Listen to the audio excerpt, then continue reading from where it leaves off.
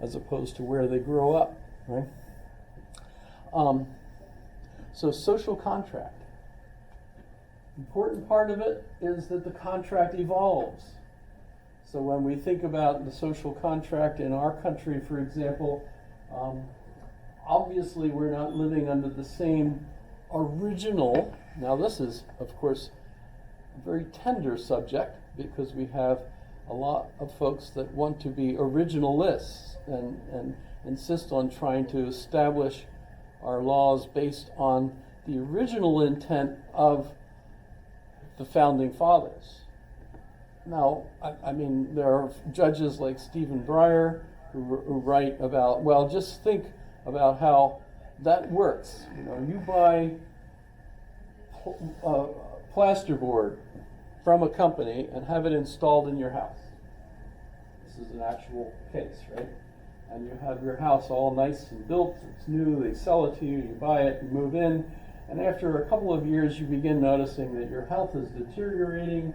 You finally end up discovering that there's problems with the plasterboard that contains chemicals that are bad for you, and by ingesting them, by breathing the air in the years that you've lived in this house, you've deteriorated your health significantly. And so you realize you need to have all those walls torn down and replaced with healthier versions of the same thing. And so you decide to sue the company that installed the plasterboard. And you discover that that company actually bought it from China. And guess what? Do our laws, say if you're living in Florida, have anything to do with imposing restrictions on China? Answer, no. Because that would require international law, and do we have international law? We have attempts at international law, but none are really successful in the sense that we can say things like, Vladimir Putin, you are under arrest for the horrible things you've been doing. And so therefore you must come and present yourself before our court. And he goes right to that, because there's no enforcement, right, that could make Vladimir come and present himself for justice, right? Same thing with Chinese plasterboard companies that sell it, for cheaper, but by the way, included in making it all kinds of poisonous things for you to breathe. So here's the problem, of course. If you've got a court that's trying to determine how to punish and satisfy justice, how can they bring Chinese companies under, into justice? That's totally not something that the originators of our institutions, our laws, had in mind. Internet problems, things like song.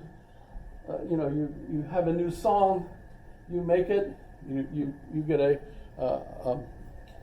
ownership of this song, and so if anybody else sings it, they're required to pay you some kind of compensation for using your song.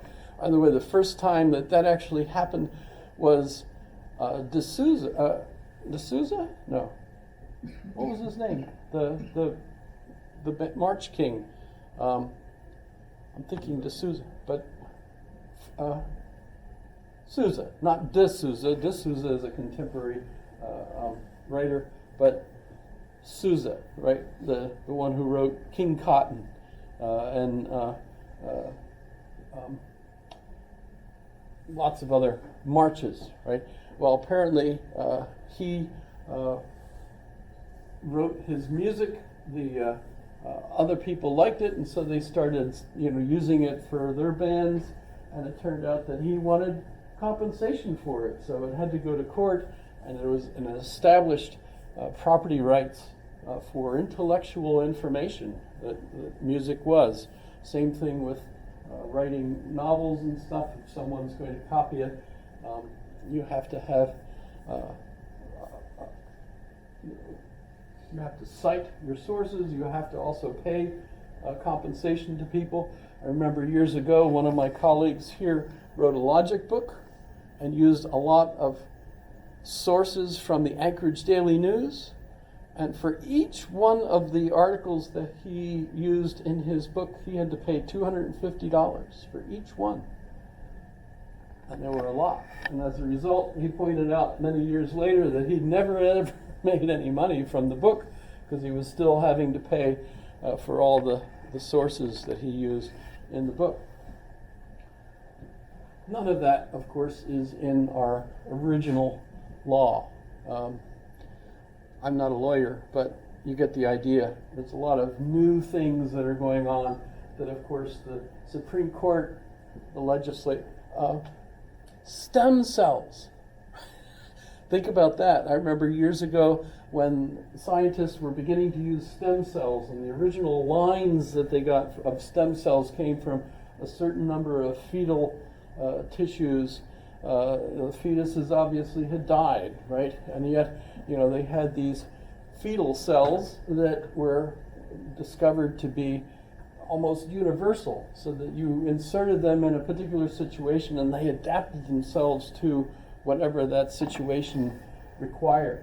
And so for at least 10 years, Congress was all upset because this new stem cell technology seemed to be cannibalizing dead fetuses in order for scientific experiments. And so they were trying to figure out how to legislate this, basically to stop, to make sure that scientists wouldn't harvest any more fetuses in order to make more stem cells. Well, by the time they even understood how this all was working and they were coming together to actually write some laws to stop it, scientists pointed out, oh, you don't have to worry about that anymore. We've discovered we can get stem cells from even adults, right? You actually have stem cells in you that are constantly making new cells. We could take those stem cells and use them for you, and that way it's even better, of course, because your body isn't going to reject whatever we make out of it, etc. So law changed so fast. Science changed so fast that literally law couldn't keep up with it. So that's the kind of thing that Breyer talks about as far as original law. I mean, you get the idea. We want to at least keep a sense of what the original contract meant, right? And so there's certainly issues there associated with that. But an important aspect of this is that the contract evolves. So, for example, who is a citizen today? And when we talk about a citizen, we used to, of course, have the view of the originators. It was pretty clear. Mostly in their minds were white, male plantation owners, essentially.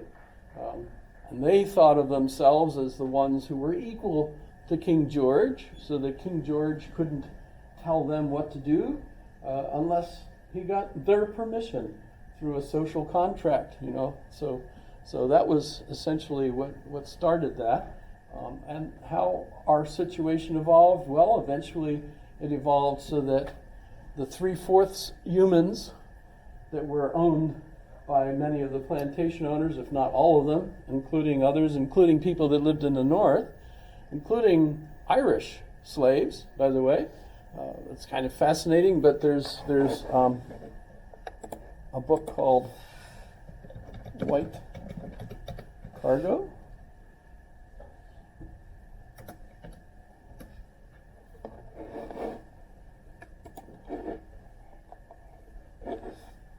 Kind of interesting. I didn't know about this, but apparently at least many of the original slaves were Irish,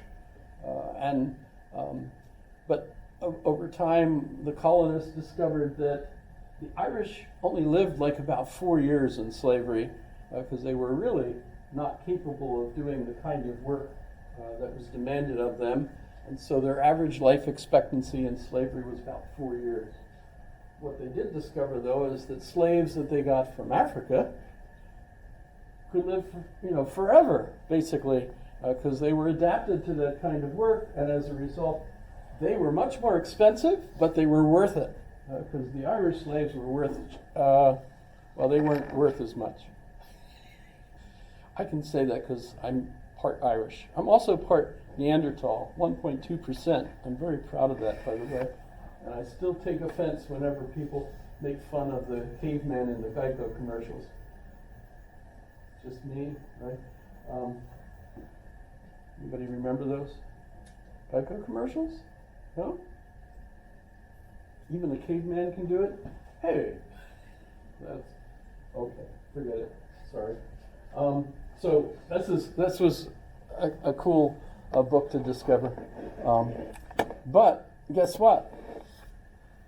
Our social contract has evolved and changed, and so we've got all kinds of historical reasons. You can think of Civil War, for example. Lincoln, his attempt to win the war, freeing the slaves of the states that were still fighting the Union, not the other ones, which was interesting. And so that meant basically his declaration didn't actually save anybody, because the states that were still at war didn't agree to it, and the ones that were fighting with the Union didn't have to, right? So, but nonetheless, eventually, individuals that were male slaves were considered also citizens by right of birth, right? By the way, that's, I think, a very unique characteristic of the United States, that you can be born in this country, and by being born in the country, you become, by right, a citizen. Yes? Yes? In other countries, you have to be born of a citizen. So in other words, if you're Turkish and your parents were Turkish and they've been working in Germany since they were young, and they married and had a family, and you were born in Germany, not in Turkey, guess what? German law considers you to be Turkish, not German, because you're not born of German citizens. I don't know if they've changed this yet. I think it's still that way. But by the way, Turkey doesn't consider you a citizen because you weren't born there. Double indemnity. Interesting. But yeah, so birth in the country is one way of becoming a citizen, and I believe only the United States offers that. The other is citizen by blood. You have to be born of citizens in order to be. That's another interesting aspect. But so our social contract theory has evolved, and as a result, we have a lot more individuals who can be considered members or citizens. It's very confusing to me why young people are considered citizens, but they can't vote, they can't drink, they can still shoot guns in their schools if they like. Sorry, that's terrible, right? Shouldn't say stuff like that. However, you get the idea. The nature of our contract has changed. There are philosophers like this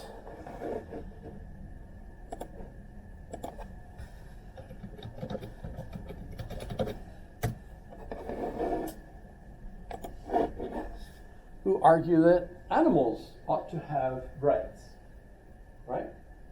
So the animals that we eat, for example, they have pain. As a result, we ought to have empathy for them. As a result, we shouldn't treat them like farm animals.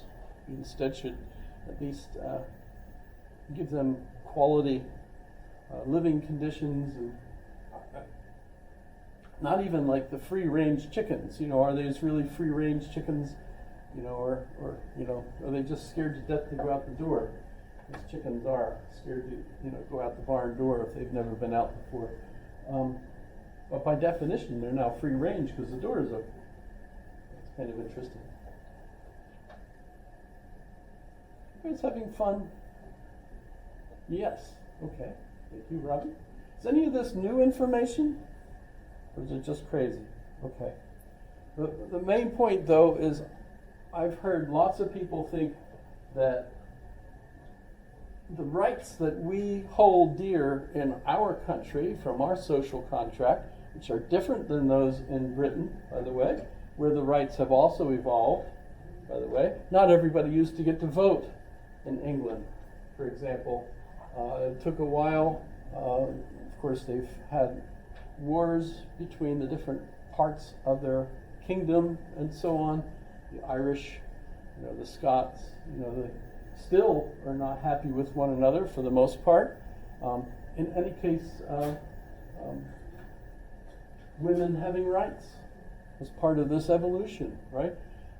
At what point did women start having the right to vote? When did women start having the right to have their own bank account, to keep their children if there was a divorce? All those kinds of things have gradually evolved in our law over time. I was present at a lot of the things going on in the 60s where we had feminists